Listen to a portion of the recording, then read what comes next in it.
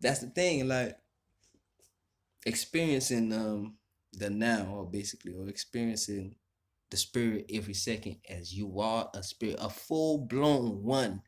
A soul is in a material immaterial essence, in okay, in immaterial essence, and another, they got a little slash whatever to give you another little aspect too. There's a bunch of different dimensions. Anytime you're looking at words and different things, it's not words. You gotta go basically again. Every word is defining nature again. Okay. Animating principle. It's immaterial essence. Animating principle. Animating principle. This is where we get your ancestors. Animating me. I am like um I animate those that came before me, basically. Like they define a aspect of life before I came present. It's not a time again. Before I came present, my father was present. His father was present. My mother was present. Where I first roots come. All of them was present before me. This is how deep ancestral is, because it is a being on his journey from me to the other, to the other, to the other, and before me. So this is why our ancestors looked at life so not critical, but it was because I would have say serious. That's why that's the aspect I'm kind of like need to get the balance with. It was not. They knew the essence and they put the essence behind everything. So the seriousness was I would say harmonious or something. It was in harmony, but not because in the state of system, whoever controlling everything is nowhere defining divine nowhere. So it's like everything.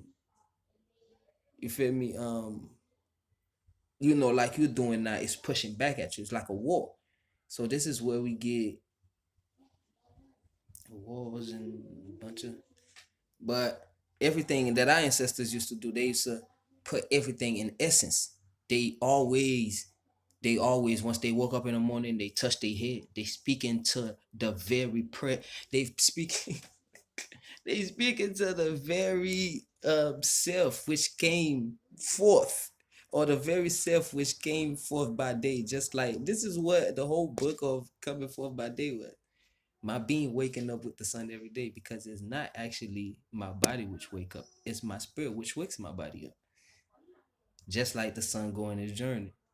We go on a journey too every time the sun's going a journey. When the night time start falling, or the sun's going down, or the sunset, when you dealing with Tim, pure cosmic energy.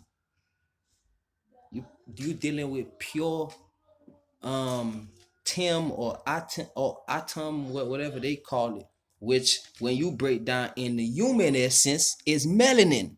So from daytime to nighttime is our time, but is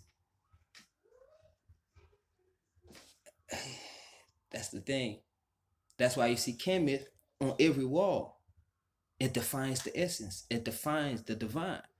Because we are souls. Our eyes is the biggest thing. You need to see something to emanate, like it speak to it every second. You need to see something to speak to it every second. That's why not just Ken Myth, you got a rule, but everywhere you go, an elder will tell you your head, talk to your head. They will pray for your head. They will speak to your essence. They will speak to your energy so it can remain present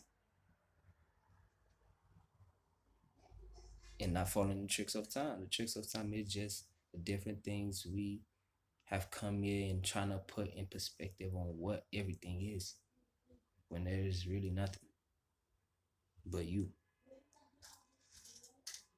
So that's why, again, like I said, the first one is an immaterial essence. Basically, my being is immaterial. It's not dealing with anything of the physical aspect. And anytime we're not dealing with the physical aspect, you're speaking of universe.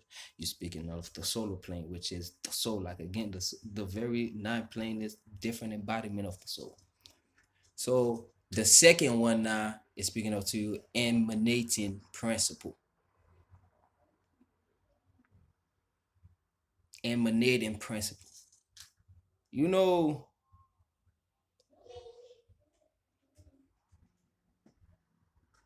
how we start communicating with nature, birds, and all of that. That's the thing, emanating principle. We emanate everything we see. We see the birds. How you think we now people make planes? We see the bird like damn, it's flying. We can't fly. So the human realized that he have a limitation. Not that cause he have a limitation. That's to us as African, as black, as melanated people. We never had that limitation. Cause flying is not a matter of me elevating or levitating off the floor. It's a matter of not just my consciousness, of my very existence with the birds or with everything which is emanating the divine which I am standing on as a being, because I have identified myself in this vast universe. Because my ancestors has made that path for me or made that right for me. So we have always been levitated. Like there we some of our people used to not, I would not say harness, but they don't need to fly if the bird can fly. They just become the bird. Because it's their energy, which is the actual person. It's not the body. So sometimes we feel